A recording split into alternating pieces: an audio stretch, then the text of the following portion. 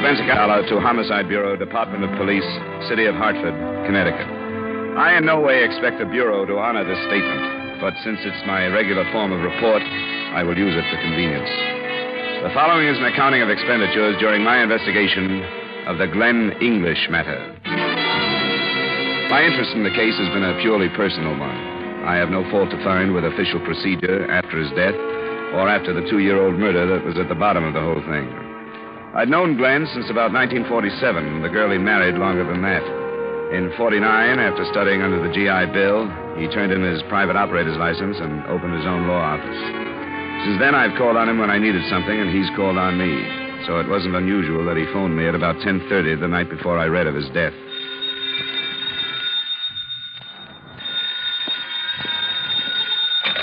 Johnny Dollar. Hi, Tin Star. Who's this? That champion of perjured testimony? Got any to sell? Nothing that you could afford. How are things, Glen? Okay. I'd like to ask a favor of you, Johnny. Sure, what is it? I've got some evidence that I want to protect, a statement. Could you get a photostated for me in the morning? Yeah, I'm free in the morning. This is pretty hot stuff. I'll tell you about it when I see you. In for the night? Yeah? Well, I may come over. If I don't see you tonight, I'll drop in on the way downtown in the morning. So you understand that the way it was put, there was no reason for me to think twice about the fact that he didn't show up that night. But the next morning, when I read about his death in the paper, naturally our conversation came back to me. I phoned his widow and went to see her a little after noon. Oh, I don't know. I just don't know what to think. I'm sorry, Donna. I haven't helped matters any. Maybe I shouldn't have thrown this at you. I thought of going to the police first. But I figured it would be better if I had something more definite. There's nothing in his briefcase. Oh, don't think of me, Johnny. Of course you should have come. But he didn't say anything about the case he was on. What did he say when he left last night? I wasn't here. He called me from his office about 5:30 to say he'd be late again. Asked me why I didn't go to a movie or something. So I did. So I didn't see him. Oh, John. Johnny, I don't know what I'm going to do. I know, honey, I know. And that part of it's up to you. Nobody can really help you with that. It did happen, didn't it, Johnny? I'm not going to open my eyes and see him next to me and everything all right again. Oh, I used to dream that way sometimes. Donna, please. But not this time. Now I wish I could never wake up. Is somebody going to be staying with you? I'm going to his mother's house. I can't stay here. You shouldn't try. I'll talk to his secretary and then go to the police. I'm not helping any, am I? Ah, it's all right. Are his things still downtown? His things? His clothes and so on. Yes. They wanted me to bring them, but I couldn't. They'll send them in a day or two. I'll try to help, Johnny. I'll try to think. But right now, I don't remember his saying anything. He did say, "Goodbye, darling," on the telephone. That's what I keep remembering.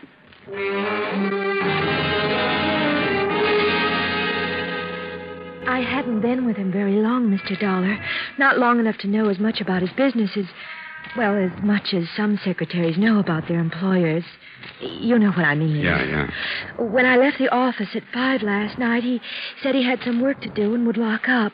I asked him if he wanted me to stay, but he said it wasn't necessary. Can we find out what the work was that kept him? Well, he said something about a new client coming in. And you don't know who it was? Well, he didn't say, Mr. Dollar. He didn't mention a name. You don't mind if I take a look through the office, do you, Miss Ronas? Well, I suppose it's all right. Nobody's told me what to do about it. Well, you might as well start getting everything together so we can move it out. Let me know what's coming to you in the way of salary. I'll give it to you plus a month. Yes, sir. I'm awfully sorry about Mr. English. He was such a nice man.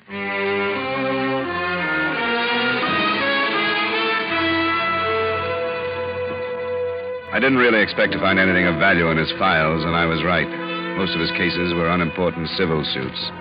The only thing that even hinted at possible planned murder was our phone conversation. I realized how vague it was, but I decided to come to the police anyway.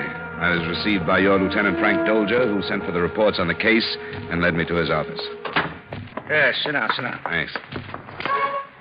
Well, I don't know, but the way I see it, you haven't given us enough to launch a full-fledged murder investigation. Yeah, it isn't much, I realize that. He was a friend of yours? Yeah, but I'm not the kind to stir things up just because of that. He said he had some hot evidence that he was going to bring over, and he was killed between his apartment and mine. What kind of evidence? Only that it was a statement he wanted to protect. He used that word, Lieutenant, protect. I suppose you could say he might have meant against fire or something like that. Well, the point is, Dollar, that his being killed could make things seem to be more important than they really are. Yeah. It's easy to read meanings into things, situations like this. You've probably run into it yourself. Yeah, I have. Didn't you say he thought he'd drop by in the morning? That's right. Well, then he wasn't necessarily on his way to your place. Maybe he went out for cigarettes or something. Well, I thought of that, but it doesn't hold. There's a drugstore a block away from his apartment. It's in the opposite direction. I can't think of a reason for his being at the intersection where he was found, other than that he was coming to see me. Well, I don't know. Now, I don't want you to misunderstand me. I'm not trying to slough off anything that deserves... come in. Here's the report on that traffic death. Oh, thanks, Wilson. Anything else? No, that's all, thanks. Well, we'll see what we have here. English, Glen. No, cause of death, multiple fracture of the skull. Internal injuries resulting in cerebral anoxia, possibly tendon. What does it say about his effects? Personal effects upon person. Overcoat, hat, brown two-piece suit. We can skip the clothing. Well, let's see, then. Signet ring, left ring finger, checkbook on Plymouth Bank. Cigarettes, lighter, here. Wallet containing $38. Driver's license, personal business cards, membership cards to, Yeah, there's nothing there. Well, I'm afraid nothing that looks like this evidence you speak of, this statement. There we are again, Lieutenant. It could mean one of two things. That he didn't have it with him and his death was accidental. Or it could mean that it was taken from his body after he was killed. But everything so far is based on supposition. I know it is, Lieutenant. I know that you can't assign a squad of men every time some crank comes in with an idea. If you can bring us anything definite, Dollar. Yeah. Well, believe me, I do understand, Lieutenant. You suppose I could talk to the autopsy surgeon as long as I'm here? Sure. Certainly you can. It's, Dr. Ramsey. And you'll find him a very cooperative man.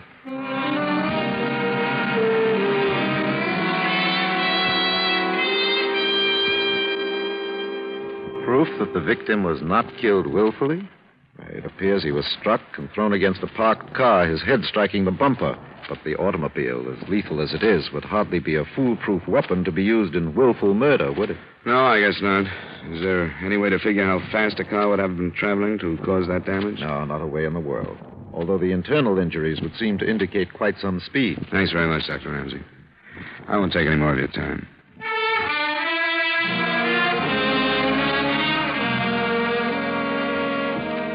I want to repeat, I have no fault to find with the department. I got nothing but cooperation. The photographic lab showed me the pictures of the scene. The investigating officers gave me their reports. But since everybody's conclusions had already been drawn, I saw or heard nothing that didn't support the theory of hit and run. Everyone agreed it couldn't have been anything else. I turned down a case that afternoon because I couldn't get Glen out of my mind. I went to the corner where he was killed and poked around in the snow. I didn't know what I was looking for, and I didn't find anything.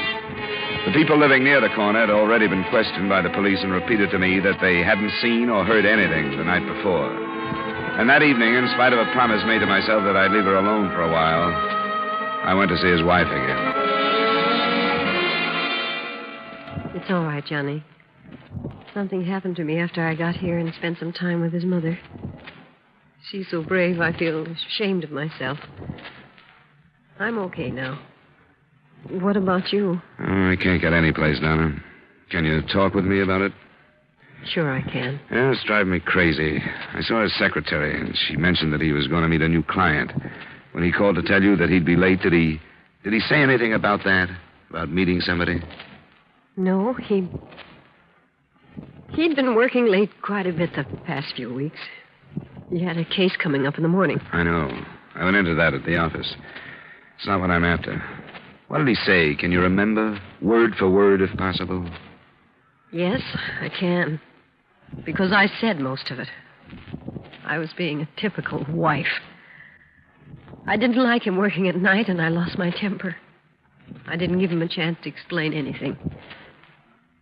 That's what I have to remember about the last time I talked to him. Never mind now.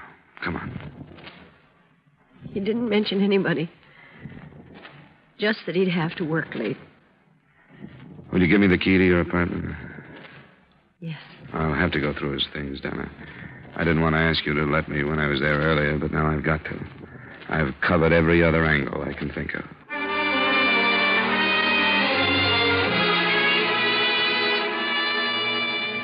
I don't know why I felt almost ashamed about going through Glen's things, except that a close friend shares with you everything he wants you to know about him. And learning new things because he's dead doesn't seem right. I started with his briefcase again, reading everything in it. I moved to the desk in their living room, and from there into the bedroom. In an hour and a half, I was still looking. Then the phone rang.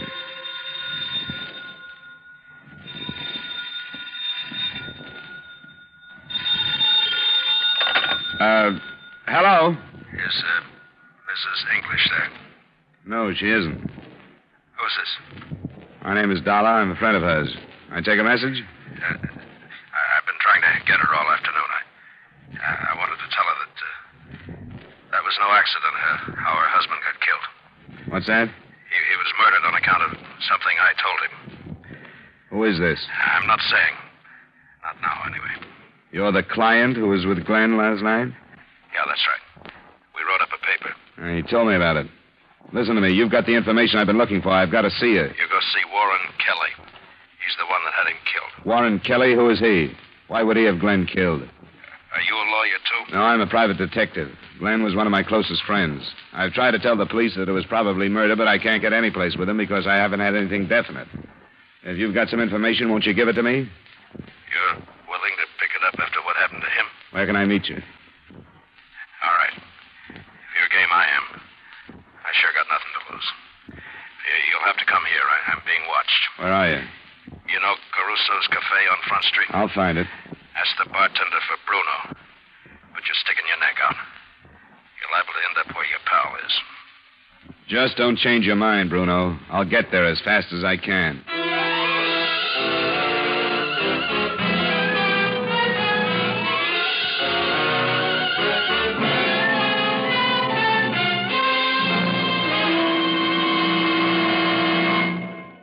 We'll return to yours truly, Johnny Dollar, in just a moment. Now, with our star, Edmund O'Brien, we bring you the second act of Yours Truly, Johnny Dollar.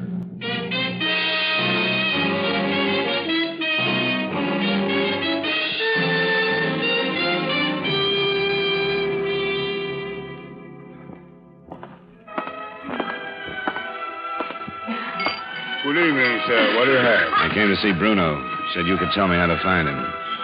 What's your name? Dollar? Listen, you buy one drink and look like a customer. Okay. Bourbon and soda, then. Right away. This all right? Yeah, that's good. What's the matter with him anyway? He going to get killed? I don't know much about it yet. Well, he's my friend since we was kids, so I help him. But I don't like it. I don't like trouble. There. You drink that, then you go back where you see the restroom signs. Yeah. And you see one more door. And through that, you find the stairs. He's up there in the storeroom. The office is at the end. Okay, thanks. What do I owe you? 60. Okay, keep it, and thanks again.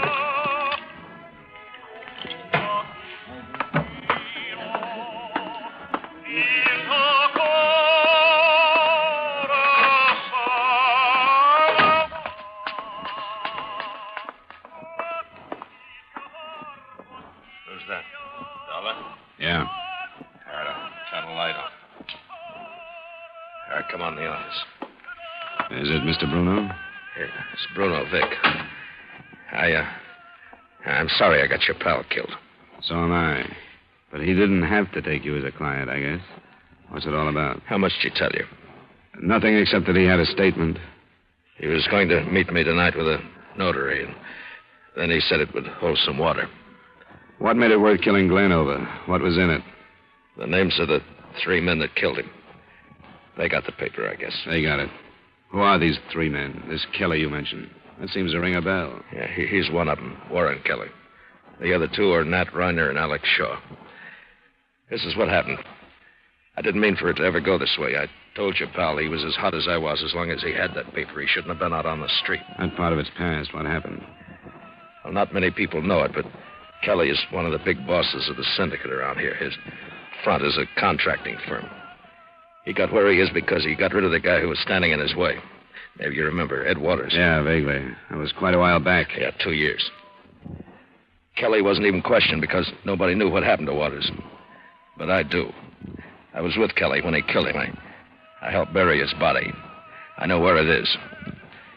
And Kelly's had men hunting me for a year. This is what you put in that statement? Yeah, that's right. Glen was killed over a 2-year-old gang murder? I told him to be careful. I told him how I'd been hunted from here to California to the Mexican border, every place. I haven't had a day's rest since Kelly got so big he decided it wasn't safe to have me around. I told him all that. Maybe you forgot to tell him that you let Kelly know you were going to make a statement to a lawyer. No, I didn't do that. But I let him know that I was through running, that I was going to give myself up. The paper was addressed to the DA. Why'd you bother with a lawyer? Why didn't you go direct to the DA? You're hard to believe, Vic. Look, Dollar, I know how you feel losing a friend, but I went to him for advice on the best way to do it. It was his idea. He wanted to go to court with me. Mostly, I think he figured what a splash he'd make by breaking open that old case. How did they know enough to kill him? I don't know. If they followed me to his office, I didn't see him. And I had a lot of practice being followed. But I can get him for you. No, you don't. We'll do it the simple way. You come on down to police headquarters with me. Now, you don't want to walk out of this cafe with me? Let me douse the light and you come over to the window with me. Come on. Take a look. They're right across the street. They're standing together near the bakery. Yeah. One on the left's Nat Reiner, the other's Alex Shaw. They're waiting for me. You're going to have a tough time proving anything about your pal, aren't you? Taking you in will put the police on it anyway. Look at those creeps waiting for me. It's been like this for a year. Every place. 2 or 3 creeps waiting for me. But no more. I'm through running. I guess you asked for it. Yeah, I guess so. But I could count one good thing if I could lay those 2 and Kelly away. Where's the telephone? It's at the bottom of the stairs into the back. Stay here. I'm going to call the police. See if they won't come down here. Sure.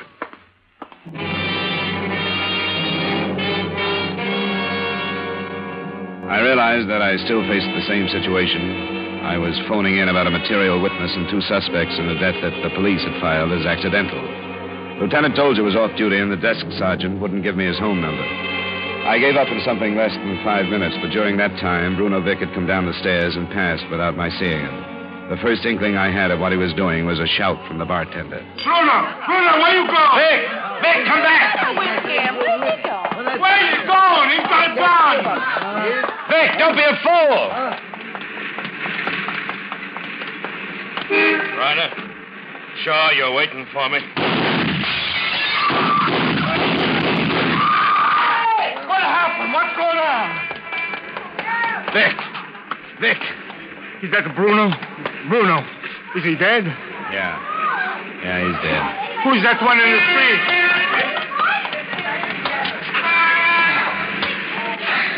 Which one are you? You're Reiner, aren't you? Leave me alone. Can't move the legs. Don't try it. The ambulance will be here in a little while.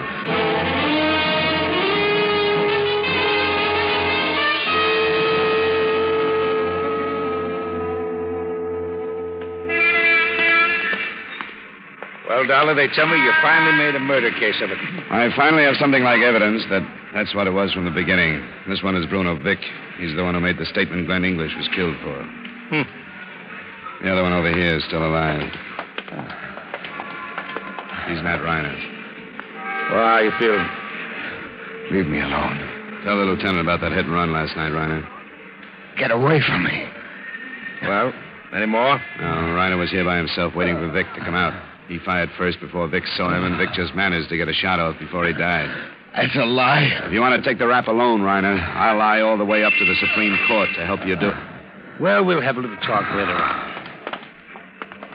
Tell me how this happened, Dollar. Well, Vic was holed up on the second floor of the cafe. I was in the phone booth downstairs when he started out. From what he said to me, I think he came out knowing he was going to be killed. I don't quite understand. I'm not sure of this, but it seems to me that he realized how hard it would be to prove anything in Glen's death, so he sort of offered his own as something to nail them with. Lieutenant Dolger. Sergeant Wilson? Over here, sir. Oh, yeah. They seem to have something. This one, sir, Bruno Vic. He was carrying a letter addressed to the district attorney. As testimony in a court of formal law, I don't think Vic's unwitnessed letter would have been worth anything. But under the circumstances of the case, it was pretty strong police evidence. It obviously was as close as possible a duplicate of the statement given Glen English, in content at least. But it opened... In a way, you could call this a dying statement, because I'm not going to run anymore, and they're waiting for me. It went on to describe the 2-year-old killing of Ed Waters and concluded with his theory as to how Glen English was killed. It was detailed enough to keep Lieutenant Dolger on the case until 3 a.m., when Nat Reiner regained consciousness after a spinal operation. Well, Reiner, you know that you would have died if it hadn't been for the work of the police surgeon? That's one thing they forgot to tell me. Did they tell you what you said under the anesthetic? I didn't say anything. Truth serum or a lie detector is going to bring out the same things. Like what? Like where Alex Shaw is staying, 718 Harstock. I didn't say that. You don't remember what you said about Warren Kelly? I didn't say anything. You talked about last night, about catching up with that lawyer, Glen English. No. You named the street corner. No. I know you're bluffing. How did you know it was Highgrove and Clayton? That's what you said. I read it in the paper. Why should you read about that? It was on the front page. Why, semi-conscious, should you remember the intersection? I don't know.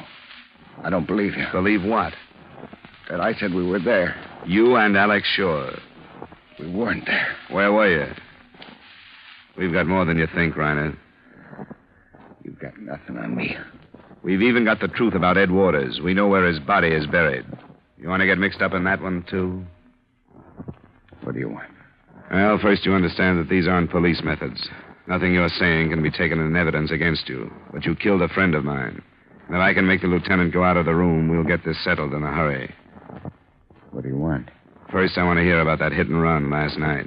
I didn't have any part in it. You were there. All right. I was there.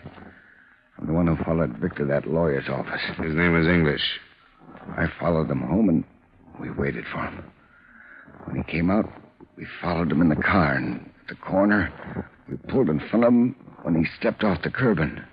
Then Shaw got out. Kelly wasn't there? No, he wasn't there. But he ordered it done. Yeah. He said we had to do it. What did he say you had to do? We made it look like a hit and run.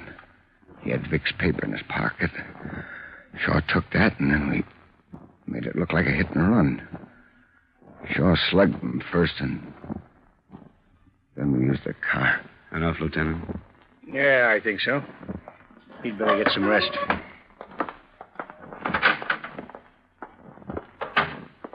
It's pretty late. I have 2 squad cars standing by to go after Alex Shaw. I didn't mean it was too late for that, Lieutenant. Do you think he'll be there? He's there. I got a report he arrived not 20 minutes ago.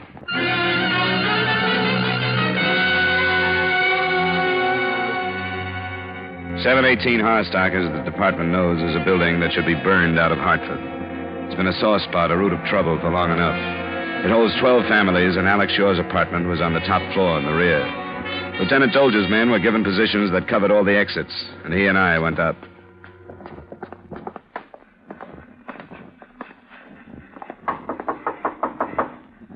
Yeah? Who is it? Police, Shaw. Let us in. What do you want? You were identified as being in that shooting scrape in front of the Caruso Cafe. Come on, let us in. Shaw, I do have a warrant. He's trying something. Let's go in. Okay. Try the panel. I can reach the knob now. The window there. Nelson! Nelson! Yes, Lieutenant. We're in his rooms and he's not here. Hey, there he is, Nelson. On the roof across the way. They'd better stop him. He's a killer, Lieutenant. Nelson! Tell him to open up! Open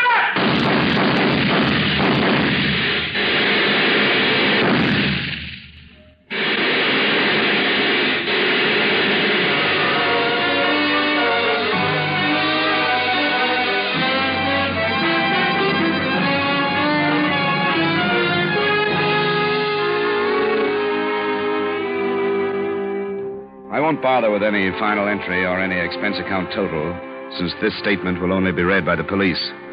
But I will include remarks. They tell me that almost every day murders are being passed off as natural or accidental deaths, only because people don't look at the circumstances closely enough. I'm proving nothing. If I'd been a better friend, I'd have walked halfway and met Glen English before he was killed. Yours truly, Johnny Dollar.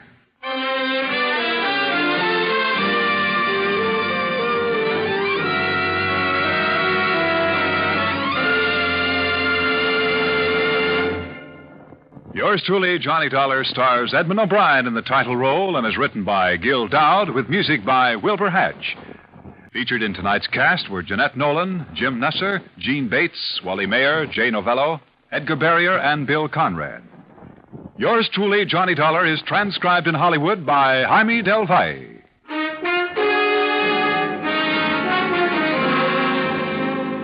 This is Dan Cubberly inviting you to join us next week at this time when Edmund O'Brien returns as... Yours truly, Johnny Dollar.